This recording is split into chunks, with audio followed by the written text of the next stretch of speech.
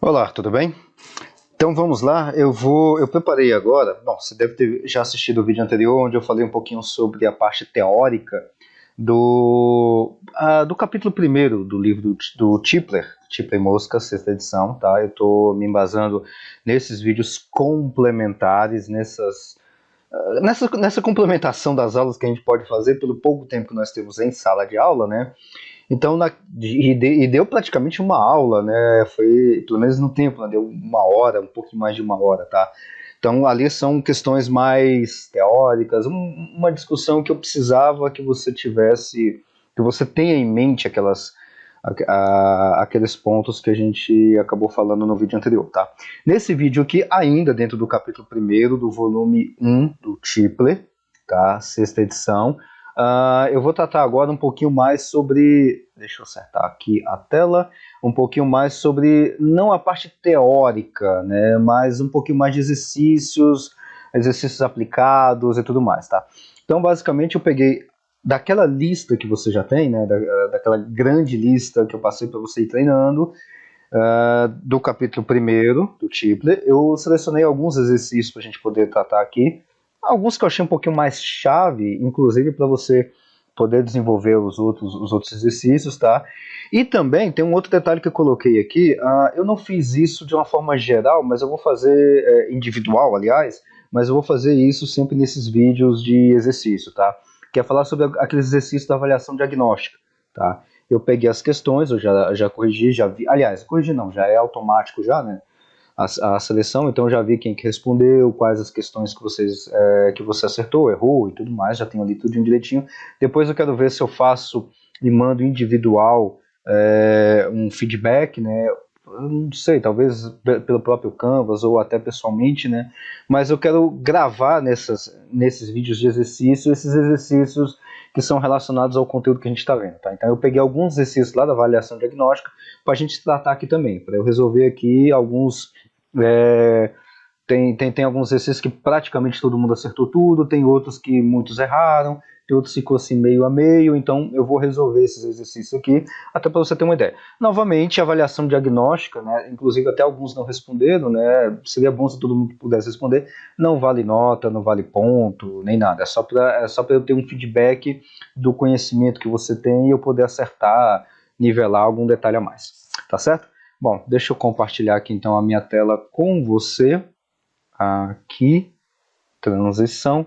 Bom, acho que você já deve estar vendo agora a tela, né? Tá a minha imagenzinha ainda pequenininha, porque ainda vou passando mais alguns detalhes aqui para você.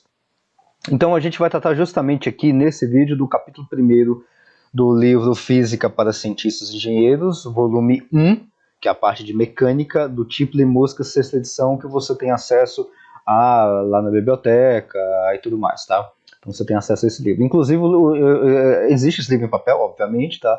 Aquele livro que eu levo em sala de aula é da quinta edição, tá? Então se você encontrar no sebo, encontrar em alguma livraria por aí a quinta edição, também serve, tá? Dá para quebrar um galho, mas a gente utiliza a sexta edição. Eu estou utilizando a sexta edição aqui, que é uma edição mais nova, tá? Mais recente. Bom, vamos lá. Então, aqui está o sumário. Então, eu vou tratar de alguns exercícios do Tipler e do Mosca, alguns exercícios da avaliação diagnóstica, tá? Aqueles lá, aquela primeira lista, se não me engano, acho que foram 10 questões, tá? Eu vou tratar de algumas dessas questões que estão relacionadas ao conteúdo do capítulo 1º. Na realidade, vai até um pouquinho mais do capítulo 1º, tá? Mas eu vou tratar aqui dessas questões aqui, até avançando um pouco mais da avaliação diagnóstica. Vamos lá. Então, o primeiro exercício que eu queria tratar com você é justamente esse aqui. Tá lá no capítulo 1º, é o exercício 14, tá?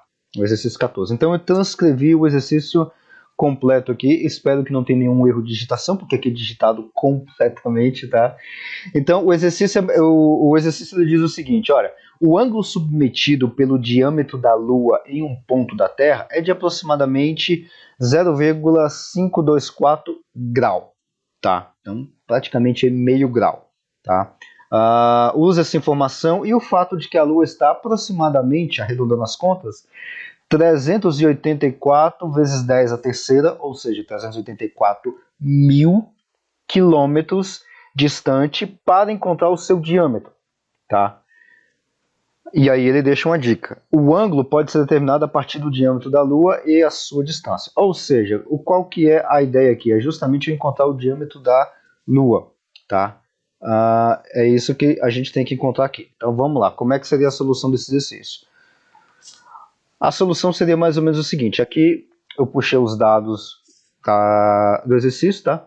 E aqui eu estou colocando algumas variáveis. E aqui eu já vou chamar a sua atenção pelo seguinte, olha, sempre coloque nome nas variáveis, do jeito que você quiser, achar melhor.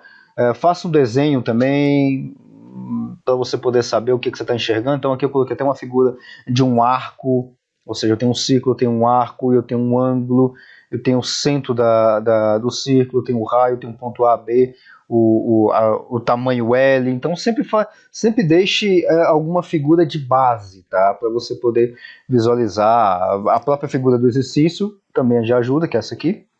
Tá, eu estou olhando e aí quando eu olho aqui eu vou até passar algumas informações a mais, tá? O nome desse negocinho aqui é astrolábio, tá? Justamente para eu enxergar, ver o ângulo de determinados objetos, tá? E aí quando eu faço isso olhando para a Lua, eu consigo ver qual que é o ângulo olhando daqui para cá, qual que é esse ângulozinho aqui, tá? E aí agora eu quero justamente calcular o diâmetro. É um exercício bastante tranquilo, tá? Então essa é a ideia.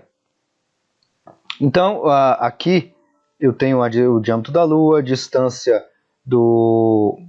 da Terra até a Lua, e aí como é que a gente calcula esse Lzinho aqui? Tá? Como é que a gente calcula o arco de um ângulo? Tá? A gente calcula justamente usando essa equação que vocês já conhecem muito bem. Tá? É o ângulo, 2π, e o raio dividido por 360 graus. Tá?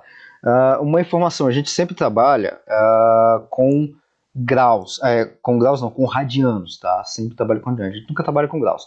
Dependendo da situação, a gente faz uma conversão ali de radianos para graus e tudo mais. Vocês já sabem trabalhar com isso perfeitamente, tá? Então, o diâmetro da Lua faltou o que? O Lzinho, né? Mas tranquilo. Aqui aqui esse D grande que tem bem aqui é o diâmetro da Lua. Como é que eu calcularia o diâmetro da Lua? Justamente por essa conta aqui. É o ângulo vezes o RL, que é a distância da Terra até a Lua. E aqui eu tenho que fazer essa conta aqui em radianos. Ou seja, justamente eu vou usar essa informação de 2πr dividido por 360 graus. Aqui, troca de informação, ou seja, substituição de dados direto nas equações. 0,524 graus, faltou o grauzinho aqui, né? Erro de digitação também. Graus aqui em cima, vezes 2π, dividido por 360, vezes o raio, ou esse Rzinho, que é a distância da Terra até a Lua, que é 384 mil quilômetros. Quando aqui, são informação, esse ponto que tem aqui, que vai aparecer uns pontos aqui, na realidade é a nossa vírgula, tá? Porque na parametrização aqui do LaTeX, como é em inglês, ele não reconhece o ponto, a vírgula como vírgula. Então ele reconhece o ponto como vírgula, e vice-versa também. Se tivesse um número maior aqui, de milhões e tudo mais, ele estaria naquele sistema inglês, tá? Você conhece também, então aqui é 3, no sistema em português, tá? Então, fazendo essa conta aqui direitinho, ângulo com ângulo cortou, fazendo essa conta aqui, multiplicando por 2 vezes π, aqui a gente bate na calculadora, nas calculadoras científicas sempre tem um π direto, tá? Ou 3,14 também.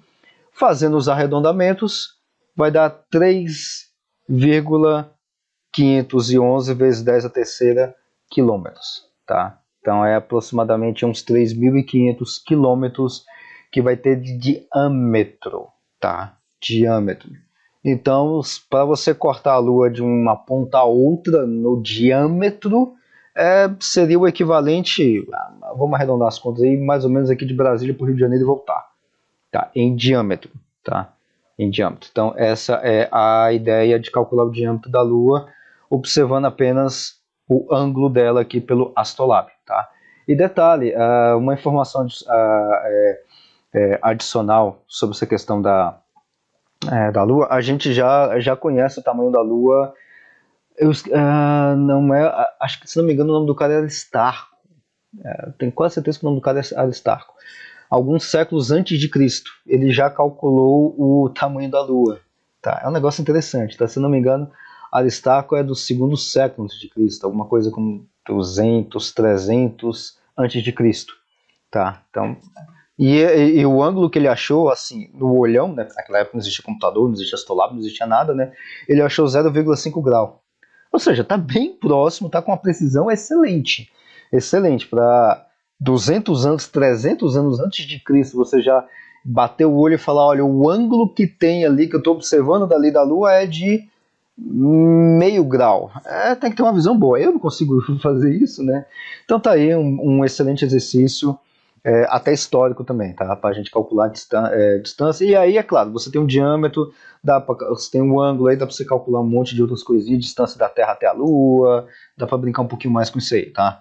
Ou vice-versa também. Aí com essas informações dá para calcular a distância da Lua, a distância da Terra até o Sol.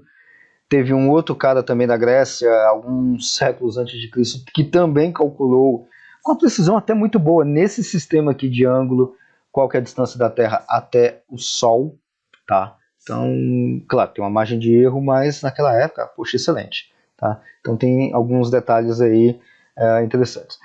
Um outro exercício, então, que eu peguei, esse aqui do capítulo 1 também, o exercício 35, tá? Então, no que se segue, x está em metros, t está em segundos, tá? E v está em metros por segundo. Então, seria alguma coisa tipo velocidade. E a aceleração está, que é o a, em metros por segundo ao quadrado.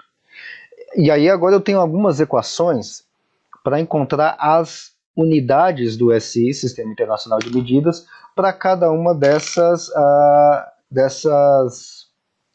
combinações. Isso foi o que eu falei para vocês em sala de aula, que de vez em quando a gente tem algumas equações quaisquer, em pesquisa mesmo, quando você está fazendo pesquisa e tudo, aparece lá uma equação lá, e aí você tem que colocar as unidades disso. Você está trabalhando com alguma coisa muito estranha, ou muito estranha que eu digo que não é normal, metros por segundo, não é algo do tipo velocidade, é uma combinação de velocidade, por exemplo, igual esse aqui, a velocidade ao quadrado sobre tempo, como é que é a unidade disso? Tá? Isso é normal de acontecer. Tá? Então vamos lá, vamos ver como é que a gente colocaria as unidades aqui. Tá? E aí vai entrar naquela análise dimensional que eu já trabalhei até em outros exemplos de sala de aula. Tá? Então vamos trabalhar com análise dimensional dessas três expressões aqui. Tá? Vamos lá. Então começando, deixa eu só fazer uma transição aqui para aumentar a tela. Pronto. Então vamos lá. Começando então pela primeira, eu devia ter colocado aqui, né? Aqui, a primeira então é v ao quadrado sobre x. Qual que é a unidade de velocidade? A unidade de velocidade, ele mesmo já deu aqui, é metros por segundo. E a unidade de x é em metros, ou seja, de distância em metros. Então o que eu vou fazer? Eu vou colocar na análise dimensional metros por segundo. Aqui ficou errado, né? Aqui é metros por segundo e o quadrado é para os dois, tá? Tanto que aqui na conta tá certa. Aqui é outro erro de digitação, tá? Mas, isso aqui é detalhe. Então seria metros por segundo, faltou como se fosse um parênteses aqui, ao quadrado sobre m, que é a distância. E aí eu começo agora a fazer a conta. Como é que eu faço a conta? Elevo esse primeiro aqui ao quadrado, porque ele tem um quadrado. Elevo esse aqui também ao quadrado, porque ele também tem um quadrado. Então vai ficar metro ao quadrado por segundo ao quadrado. E o metro daqui não tem quadrado, porque é só esse primeiro. Veja. Então aqui é metros por segundo, elevo ao quadrado. Então vai ficar metro ao quadrado sobre segundo ao quadrado sobre segundo, ou sobre metro.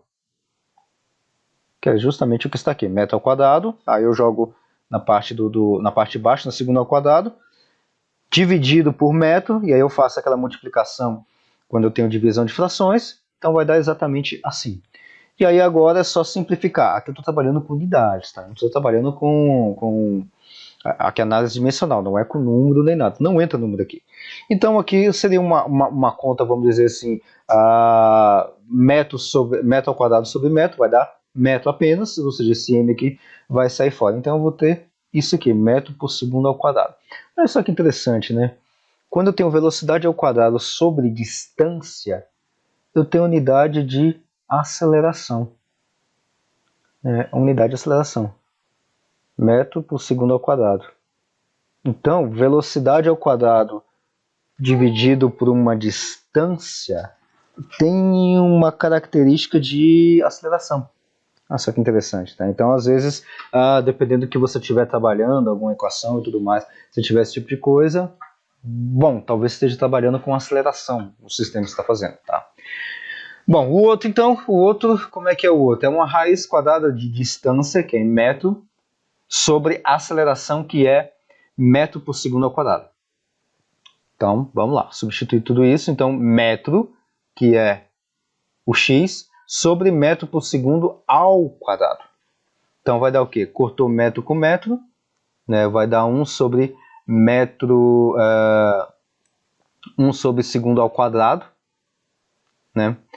E aí, eu colocando a raiz, aqui veja que é 1 sobre metro por segundo ao quadrado, tá? Então, tem que fazer essa continha aqui da fração, ou seja, um pelo outro, você vai jogar esse para cima e vai ficar s ao quadrado. Tá certo? Não sei se está dando para acompanhar aí, tá? Então, é a mesma coisa de eu ter, quando eu fazer isso aqui, metro vezes segundo ao quadrado dividido por metro. Então, eu vou cortar metro com metro, vai dar segundo ao quadrado. Só vai sobrar o segundo ao quadrado no numerador. Tá claro? Qualquer coisa, dá uma pausada no vídeo, faz na mão para conferir, tá? Então, eu tenho aqui um numerador dividido por uma fração. 1 sobre outra coisa vai dar 1 vezes essa outra coisa sobre 1.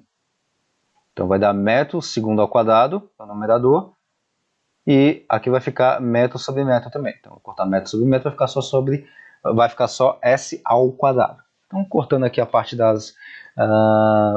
raiz do quadrado, vai ficar somente s, que é a parte do segundo. Ou seja, essa unidade aqui, ela tem uma unidade de segundo.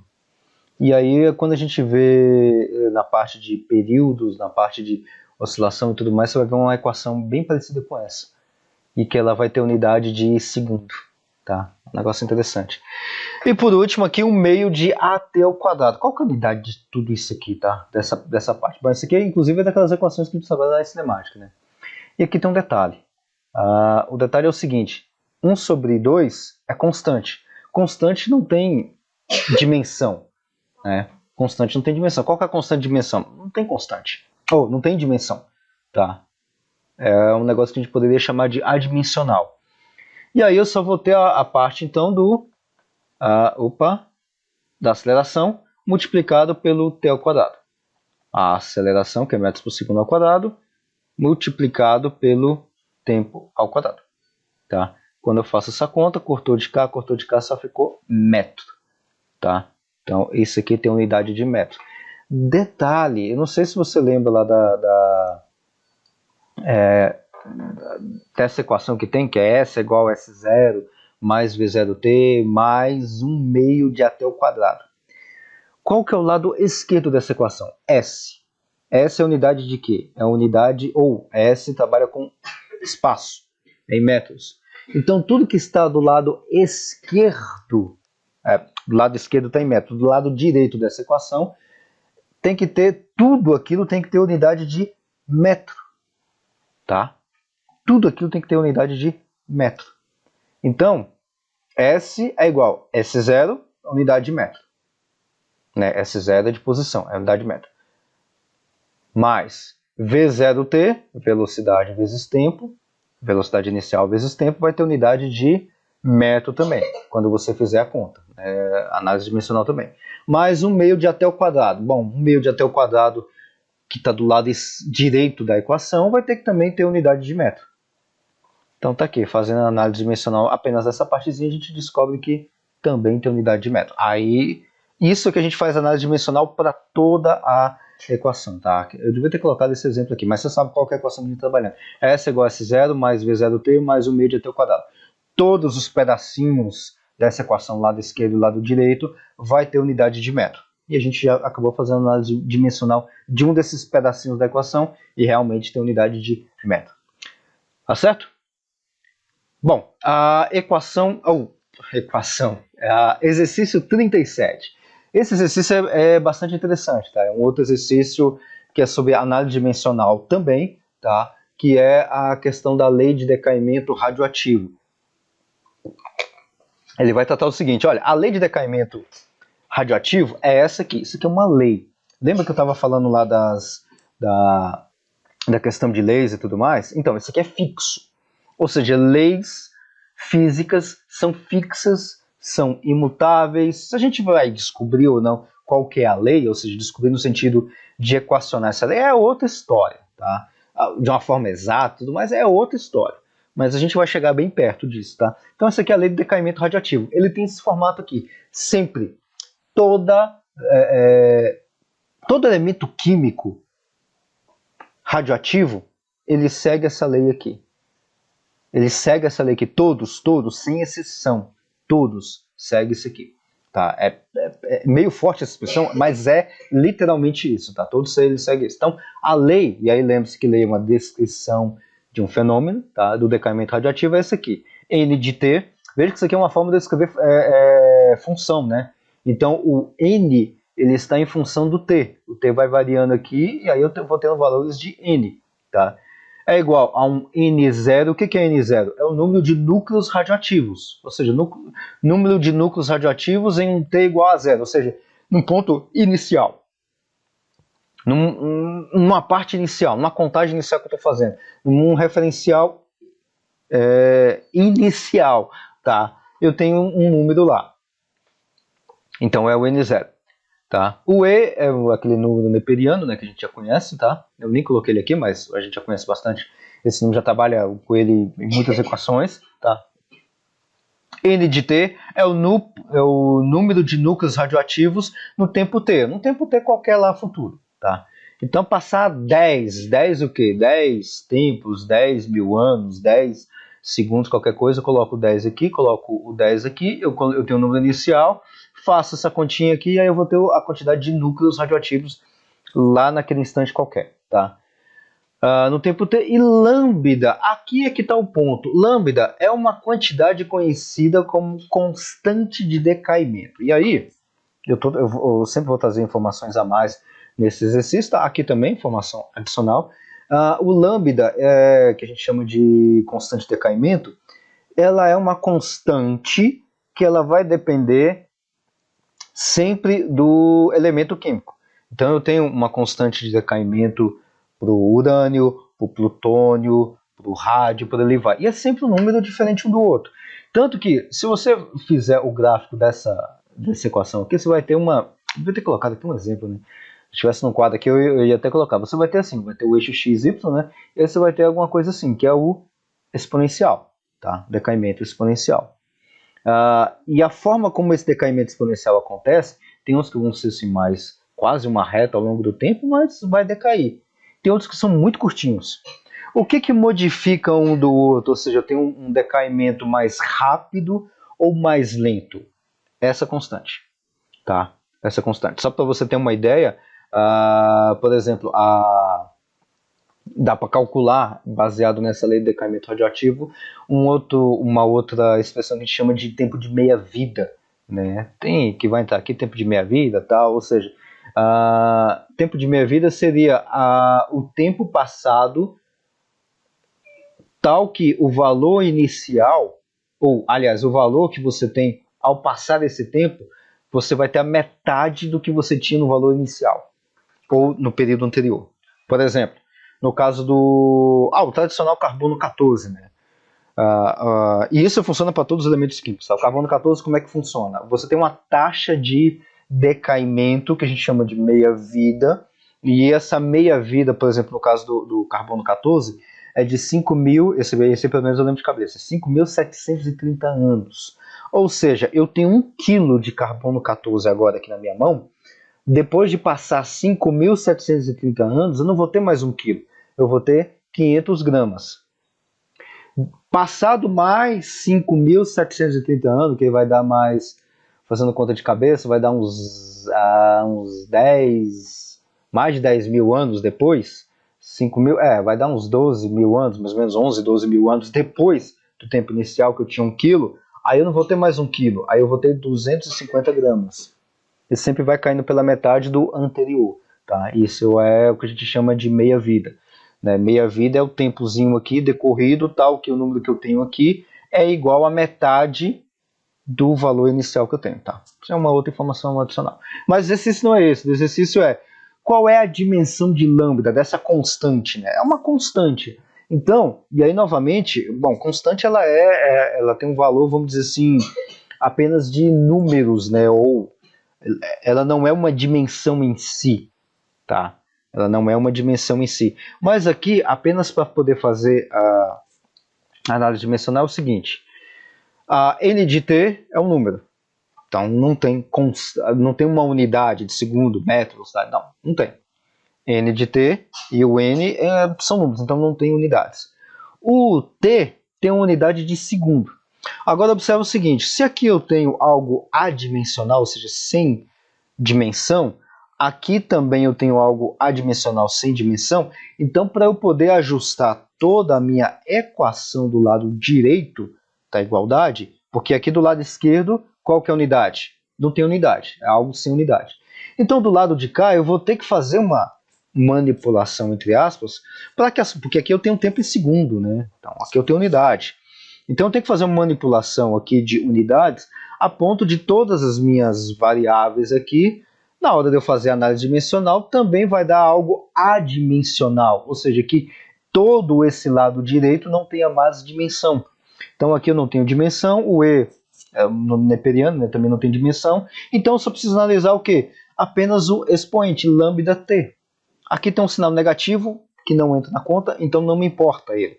Então por isso que eu estou sempre para cá, o lambda vezes t. Tá? O sinal negativo não entra. Então eu tenho que ter, aqui eu tenho algo adimensional, ou seja, sem unidade. Aqui também tem. Então esse expoente aqui, lambda de t, também tem que ser algo do tipo constante, ou do tipo adimensional. Talvez ficaria até melhor que adimensional. Como é que eu descobri isso? Bom, o lambda eu não sei. Mas o t é em segundo. Então eu vou ter alguma coisa que eu não sei sobre segundo. Então eu tenho que fazer uma manipulação que aqui vai dar apenas, vamos dizer assim, 1, ou seja, constante. Então eu vou ter segundo, para ter o inverso do segundo, para cancelar, vamos dizer, e a ponta do t é uma constante. Isso aqui então tem que ter 1 sobre s, 1 sobre segundo. Que ficando assim, eu cortei o s por s, aí eu vou ter uma coisa adimensional. Então, a unidade de lambda é uma unidade de 1 sobre s. Certo? Ou seja, alguma coisa do tipo 1 sobre s. Essa é a unidade do lambda. A unidade do lambda é um númerozinho por segundo. Basicamente seria isso. E a gente tem um nome, a gente tem uma constante, né, que é a constante de período, de periodização e tudo mais, que a gente tem lá na física, que é o t. Tá? Então, o t, que também tem unidade de segundo, tá? Então, vamos dizer assim, para ser o lambda aqui, ele vai ser t elevado a menos 1, que é 1 sobre s. Tá claro? Então, vamos lá. Só repetindo, então. Então, a unidade de lambda tem que ser a unidade de 1 sobre s. Tá? Porque na hora que eu multiplico com o tempo, cortou s, continua constante. Continua um fator adimensional. Então, a unidade de lambda é 1 sobre s. Tá? A gente tem essa unidade aqui também de tempo, né, que é de período, né, que, bom, unidade de período, unidade de tempo é em segundo. Então a gente usa esse t grandão aqui, quando a gente vê a oscilação, a gente vê bastante essa unidade aqui, ou essa análise dimensional aqui, que é segundo, é em s. Então o lambda, ele tem a mesma, vamos dizer assim, a mesma característica dimensional do t, só que inverso. Então é t elevado a menos 1, tá? Essa é a unidade de lambda, tá? Mas para efeitos práticos é 1 sobre s, tá bom? Aqui é só uma formalização um pouquinho mais detalhada, certo? Bom, vamos lá. Então a gente tem agora um outro exercício também muito interessante, que é o do capítulo 1º também, o exercício 50. Qual que é a ideia dele? A ideia dele é o seguinte, você tem um furo circular com esse tamanhozinho aí, 8,47 vezes 10 a menos 1 centímetro. É um negocinho minúsculo, tá? Então você tem um furo que deve ser cortado em um módulo, numa chapa de madeira, qualquer coisa do tipo. E aí você tem uma tolerância. A tolerância é de 1 vezes 10 a menos 3 centímetros. O que significa que o raio do furo produzido não pode diferir em mais do que essa quantidade do raio do furo planejado. Tá? Então o furo planejado é de 8,47 vezes 10 a menos 1. E aí eu tenho uma tolerância de mais 1 vezes 10 a menos 3 centímetros. Ou seja, eu posso tem uma tolerânciazinha no furo um pouquinho maior, que é esse valorzinho aqui de 1 vezes 10 a menos 3 centímetros. Toma muito cuidado com as unidades, que estou trabalhando com centímetro, tá? Se o raio do furo produzido é maior do que o raio do furo planejado, nesse valor de tolerância permitida, qual é a diferença entre a área produzida e a planejada para o furo? Tá? Aqui a gente tem que prestar bastante atenção no que o exercício está pedindo, o que o exercício está dizendo. Então, aqui eu até coloquei os dados aqui. O dado é o seguinte: o raio desejado, ou o furo que eu vou fazer, que é o desejado, é esse aqui, que é justamente esse aqui. Opa, volta. Então esse aqui é o furo que eu tenho que fazer. Esse é o desejado. 8,47. Agora, eu tenho uma margem, ou uma tolerância para fazer. Ou seja, eu posso fazer um buraquinho um pouquinho maior. Tá? Então, em linhas gerais, qual que é a diferença da área do buraco um pouquinho maior com a tolerância e o furo que realmente eu vou fazer? Aí eu calculo a área dessa diferençazinha. Esse é o exercício para fazer. Tá? Então, o exercício é extremamente simples, mas assim, ele pode complicar muito na hora de entender. Tá? Então você tem que ter o entendimento, aí, a leitura, a interpretação para fazer isso. Então eu tenho um furo que eu desejo fazer, eu tenho uma tolerância, ou seja, algo que eu posso fazer a mais. Tá? E aí eu quero saber qual que é a diferença da área produzida, que realmente eu vou produzir, que é esse aqui, e a planejada. A planejada é isso aqui mais uma tolerânciazinha, tá? Então eu tenho que fazer essa diferença. Então pronto. A parte de interpretação que é mais complicada já está feita aqui. Então o raio desejado é esse, e o raio do buraco, ou seja, até onde eu posso fazer com a tolerância, é esse aqui. Eu faço a soma, tudo direitinho, bateu na calculadora, é tranquilo.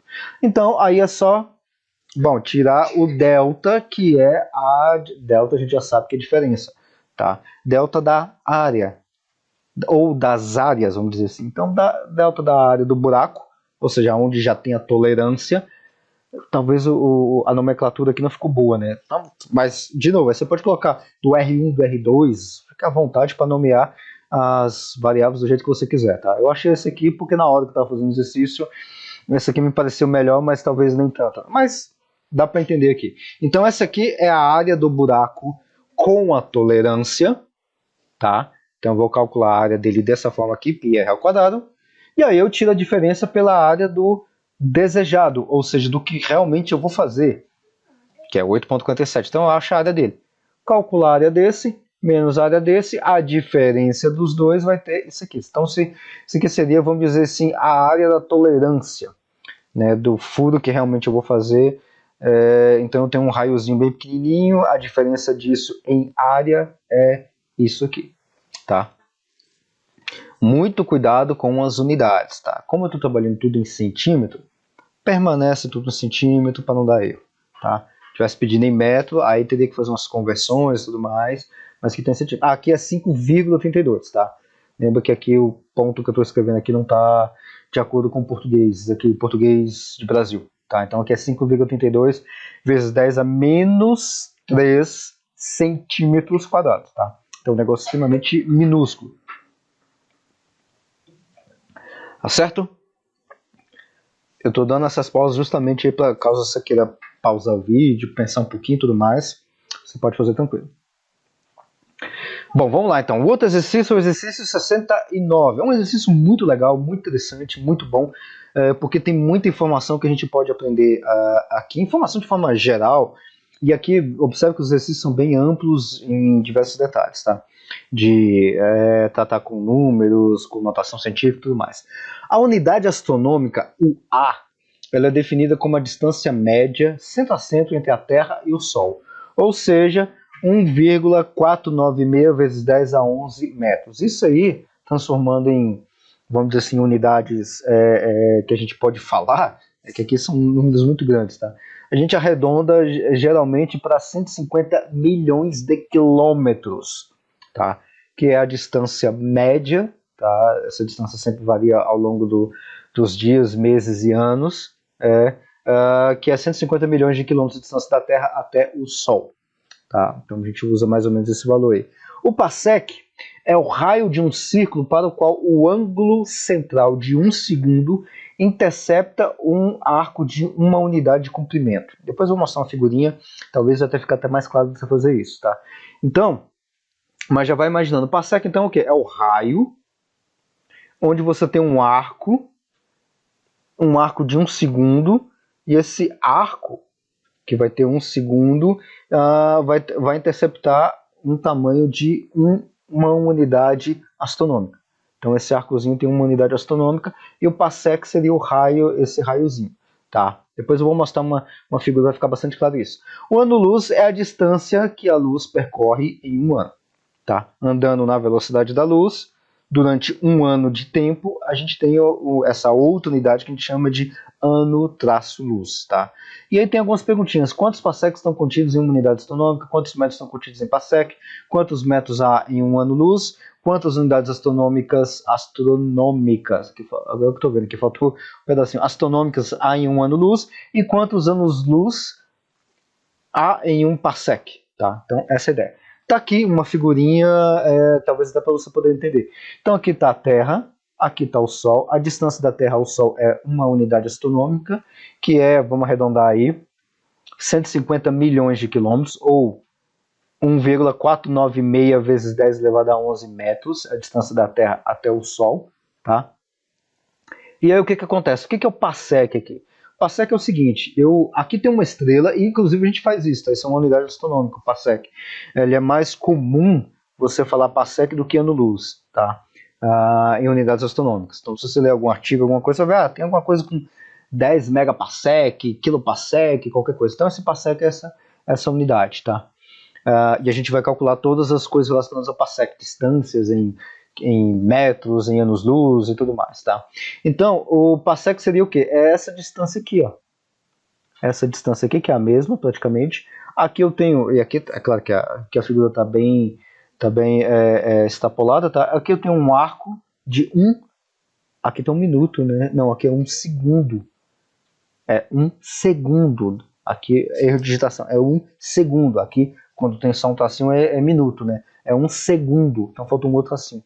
Então aqui é 1 segundo de arco, tá? 1 segundo de arco. Aqui eu tenho uma unidade astronômica e aqui eu tenho a distância, e essa distância aqui é 1 parsec. É assim que funciona, tá? Então eu pego uma estrela ali, né? Tenho 1 segundo de arco, aí eu tenho uma unidade astronômica que daqui até essa estrela vai ter 1 parsec, tá? Essa é a ideia. Então vamos lá, para a gente calcular o ângulo quando a gente tem arcos desse jeito aqui, você já sabe perfeitamente como é que calcula, né? Então eu quero aqui eu estou pegando uma equação padrão, né?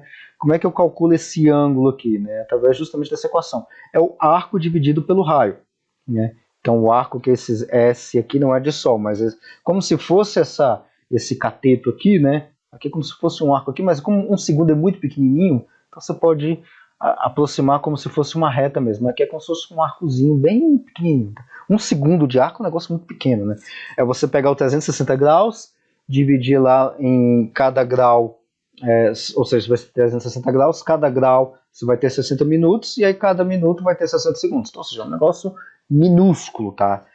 1 segundo é esse negócio minúsculo aqui que eu estou trabalhando, tá? Então, assim que a gente vai calcular então é essa distância aqui dividido pelo R, que é o raio, tá? Então é essa expressão aqui. Então é o arcozinho, ou seja, o cateto lá, esse catetozinho aqui que vai ter uma unidade astronômica, tá?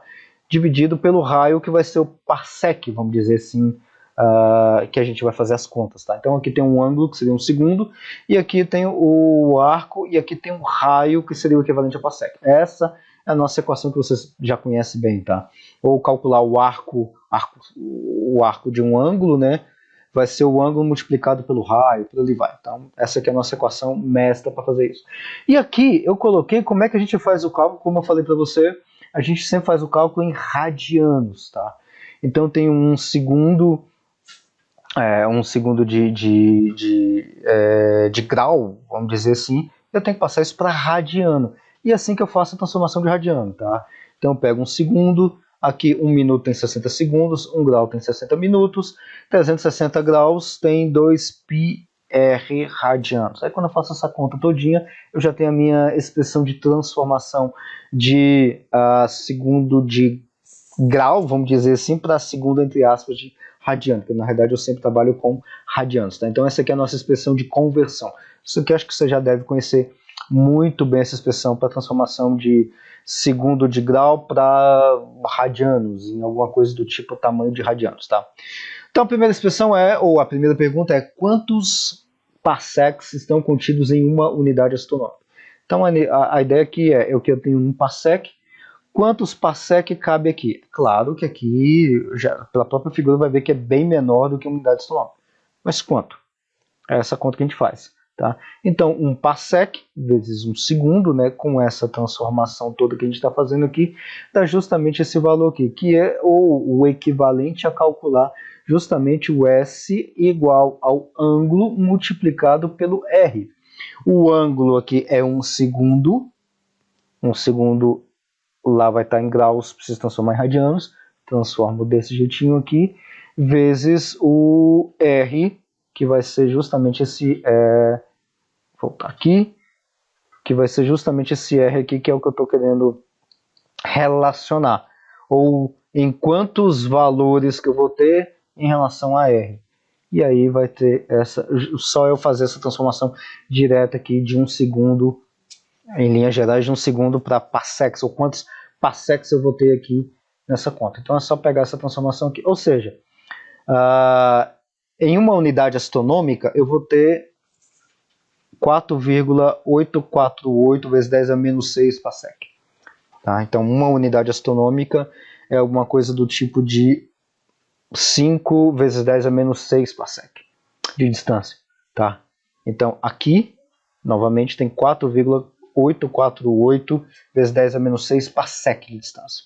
Tá assim meio estranho ainda, né? Parsec com unidade astronômica, mas tem outros exemplos aqui que vão dizer quantos metros estão contidos em parsec. Aqui melhora um pouquinho mais. Tá? Quantos metros tem um parsec? Voltando na figura aqui, então, quantos metros tem daqui para cá quando eu tenho 150 milhões de quilômetros aqui num ângulo de um segundo? Tá? Essa é a ideia. Tá? Então aqui eu tenho o meu fator de conversão, tenho a minha equaçãozinha aqui. Então na realidade eu quero saber só o valor do R. Então eu vou jogar ele para cá e vou fazer a conta toda. Tá? Então o R vai ser o S, que é aqui, seria o equivalente a esse Szinho aqui, né? Que seria o arco todo, dividido pelo ângulo de um segundo. Vamos dizer assim, um segundo de grau. Eu estou tentando lembrar qual é a expressão, né? Um segundo de grau, mas não um segundo de grau que chama. Convertido em radianos. Aí eu tenho que usar o fator de conversão aqui. Esse fator de conversãozinho aqui. Tá? Usei ele. Quando eu faço essa conta, eu vou achar que é 3, tá? 3,086 vezes 10 elevado a 16 metros. Tá? Então, um parsec tem, arredondando as contas aí, 3 vezes 10 elevado a 16 metros, tá? 3 elevado a 16 metros, tá? Então, um parsec tem isso. Já tá, 3 elevado a 16 metros já tá um pouquinho, você tira aqui 3, então é 3 vezes 10 a 13 quilômetros, não ajuda muita coisa ainda não, tem, é muita coisa ainda, tá? Vamos lá. E aí tem a próxima pergunta é: quantos metros há em um ano-luz? Tá? Lembra do ano-luz? O que é o ano-luz? O conceito de ano-luz é o seguinte: é a distância que a luz vai percorrer durante um ano. Uma velocidade fixa. A luz tem uma velocidade fixa. Qual que é a velocidade da luz? Aqui tem 2,98 vezes 10 elevado a 18. Né? Vamos arredondar aí para número só para poder explicar melhor isso. A velocidade da luz é de 300 mil quilômetros por segundo. Arredondando, tá? Arredondando seria isso. E aí, ou seja, em um segundo a luz andou 300 mil quilômetros. Em 2 segundos andou 600 mil quilômetros. Em 3 segundos e assim vai indo. Aí você conta quantos segundos tem um ano e aí você vai saber qual que é a distância. O nome dessa distância toda que a luz percorreu durante um ano a gente chama de ano-luz. E aí você sempre vai ver aqui em português AL, que é de ano-luz, ou LY, que é light year, que é ano-luz em inglês. Você sempre vai ver essa abreviação, tá? E como é que a gente calcula isso? Né? Ou seja, em questão de metros, eu tenho que a distância é a velocidade da luz, tá? É uma constante, tá? Por isso que a gente sempre coloca C para a velocidade da luz, vezes o tempo. Que tempo que vai entrar aqui? O tempo é o tempo de segundos em um ano. Então, aqui é só continha de um monte de conversão de coisas, tá? Então eu vou ter aqui, qual que é a distância toda? Vai ser a velocidade da luz, aqui 2,998 vezes 10 elevado a 18 metros por segundo, tá? Ou você pode arredondar aí, fazer uma conta talvez um pouco mais aproximada de 300 mil quilômetros por segundo. Lembra que o quilômetro é 10 a terceira metros, tá? Então aqui a gente está trabalhando com SI. Então aqui não tem quilômetro, aqui tem metro, metro e segundo, tá? Mas aí eu estou usando aqui um valor um pouco mais aproximado da velocidade da luz, porque a velocidade da luz na realidade é, deixa eu ver se eu lembro de cabeça, é 299.752.492 metros por segundo. Tem um valor errado aí, mas esse é o valor mais exato da velocidade da luz, tá? Então por isso que eu estou usando aqui 2,998, tá? Então está aqui a velocidade da luz desse lado aqui. Agora eu preciso do fator de conversão de ano-luz, de ano em segundo. Um ano não é um segundo. Então um ano tem, na média, tá? 365,24 dias, tá? Um ano não tem 365 dias nem 366 dias. 365 dias, 23 horas, 56 minutos e 4 segundos. Se eu não estiver enganado, tá? Vai ser essa precisão. E esses segundos, até você completar as 24 horas, né? Por dia, na realidade, todos os dias vai ter esse ponto. Então, 365 dias e cada um desses dias tem 23 horas, 56 minutos e 4 segundos, né? Não é 365 dias e 23 horas, não. 365 dias e cada um desses dias tem 23 horas, 56 minutos e 4 segundos. Aí esses segundos até completar as 24 horas, você soma essa diferençazinha de tempo todos os anos, durante 3 anos, e aí no quarto ano, no ano bissexto, você coloca um dia a mais, que é o dia 29 de fevereiro. Tá? Então, fazendo a continha mais aproximada ainda, é 365,24 dias. 0,24 dia, tá? Aqui não é 365,24 dias, tá? Que é 365,24 dias, que tem um ano. Cada dia, tá vendo que eu estou fazendo já a aproximação do 0,24 aqui? Então eu trabalho, então o dia tem 24 horas, tá? E não 23 horas, 56 minutos e 4 segundos. Aqui eu já arredondo e a parte do arredondamento eu jogo para os dias, tá? Cada dia tem 24 horas, cada hora tem 60 minutos, cada minuto tem 60 segundos. Então esse aqui é o fator de conversão que aí você pode calcular do jeito que você quiser. Eu usei esse fator de conversão aqui, que é justamente para achar quantos segundos tem em um ano, para me colocar aqui no T. E aí quando eu faço essa conta toda, eu acho esse valor aqui, de 9,46 vezes 10 elevado a 15 metros. Em outras palavras, são 9 trilhões de quilômetros. Um ano-luz tem tudo isso, 9 trilhões de quilômetros. Tá? Ou você pode arredondar para cima aí que também dá certo, 10 trilhões de quilômetros. É muita coisa. Um ano-luz, um só. Tá? Não é milhões de anos-luz, como a gente trabalha em astronomia e cosmologia. Bom, quantas unidades astronômicas há em um ano-luz? Bom, aí é um monte de fator de conversão. Um ano-luz é isso aqui, uma unidade astronômica é isso aqui, ou seja, 1 dividido por, aqui tem metros, que é esse valor anterior aqui, né? Aqui está em metros, e aí eu vou achar a equivalência em anos-luz. Cortou o metro de cá, lembra aqueles cortes de unidades? Então, cortou um metro de cá, cortou um metro de cá, só vai ficar essa unidade aqui, e aí é só fazer a continha do jeito que está aqui. Ou seja, um ano-luz tem aproximadamente 6,324 vezes 10 elevado a 4 unidades astronômicas. Tá? Arredondando aí, então vai dar 63 mil unidades astronômicas, um ano-luz. Tá? Só para a gente ter um parâmetro de ideia. E, por fim, quantos anos-luz há em um parsec? De novo, eu pego aqui um parsec, que é isso aqui em metros, né? Faltou colocar um Mzinho aqui. É sempre bom colocar em caso de dúvida. Você coloca o M de cá, corta o M, o AL não tem com quem cortar, então o AL é o anos-luz. E aí, quando você faz a conta direto, você já tem o valor direto aqui de 3,262 anos-luz, ou seja, um parsec tem aproximadamente 3,26 anos-luz de distância, tá? A outra conta, então, ou o outro exercício que eu queria deixar para você, esse é o último exercício, é o exercício 70. É bastante interessante também. Se a massa específica do universo for de pelo menos esse valor aqui, de 6 vezes 10 elevado a menos 27 quilos por isso que está o sinal negativo aqui, por metro cúbico, então o universo acabará parando de se expandir e começará a se contrair. Tá? Esse é o exercício. Vamos lá. O exercício está pedindo, então, na primeira parte, quantos elétrons são necessários por metro cúbico para produzir essa massa específica aqui, ou seja, quantos elétrons eu preciso para ter essa massa de quilo aqui, numa massa específica média do universo inteiro, para o universo parar de se expandir e começar a se contrair.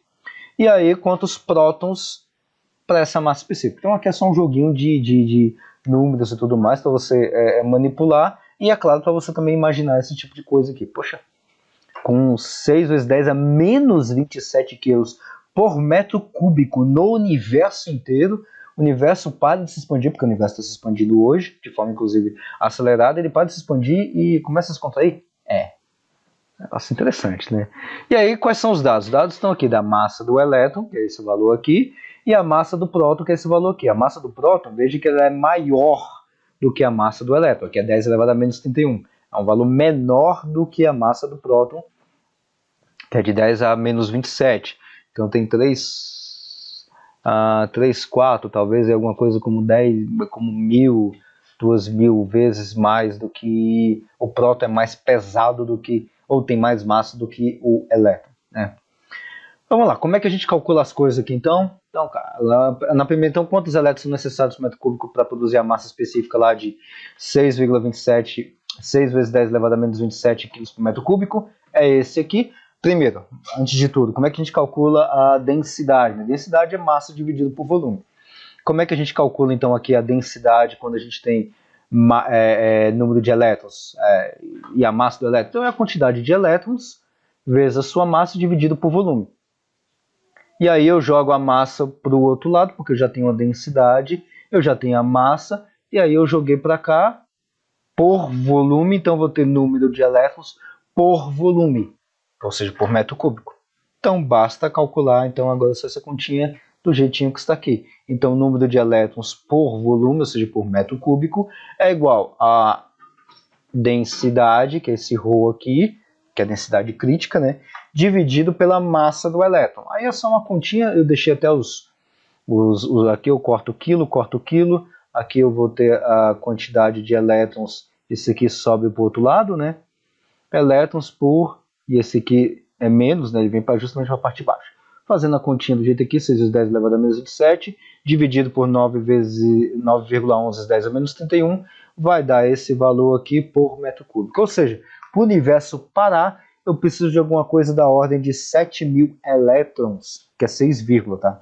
7.000 elétrons por metro cúbico no universo inteiro, na média, para acontecer aquilo que tem lá. Ou seja, o universo parar de se expandir e começar a se contrair. Tá? Aqui o de prótons também é a mesma coisa, é o mesmo cálculo. Tá? Então eu vou fazer aqui de novo a densidade, massa dividido por volume. Como é que eu faço para achar aqui a densidade? Né? Eu tenho o número vezes a massa. Né? E aí eu jogo esse m da massa do próton para o outro lado. Então eu tenho a densidade crítica, tem a massa do próton. Então eu só preciso agora saber o NP, que é o número de prótons. Tá? Faça a mesma continha, densidade dividida agora pela massa do próton. Só que aí o valor agora é diferente, vai dar um valor quebradinho aqui, 3, alguma coisa. Como não tem 3, alguma coisa de próton, a gente arredonda para cima, que é na média aproximadamente 4 prótons por metro cúbico. Tá? 4 prótons por metro cúbico, isso dá mais ou menos aí um átomo, aliás, um átomo não, 4 átomos de hidrogênio, né? 3, quase 4 átomos de hidrogênio por metro cúbico no universo inteiro para produzir tudo aquilo lá que tem para o universo frear e começar a se contrair. Tá? Bom, eu vou cortar o vídeo aqui em duas partes, né? E aí depois eu volto no próximo vídeo para falar, e aí é um pouquinho mais rápido, sobre os exercícios da avaliação diagnóstica. Se não me engano, acho que são 4 ou 5 exercícios, tá certo? Então, apenas para cortar aqui, veja que aqui já deu praticamente uma aula, né?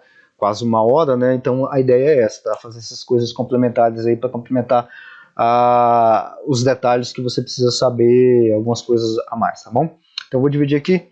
Próximo vídeo a gente fala sobre avaliação diagnóstica, os exercícios da avaliação diagnóstica referente ao capítulo 1º. Até a próxima.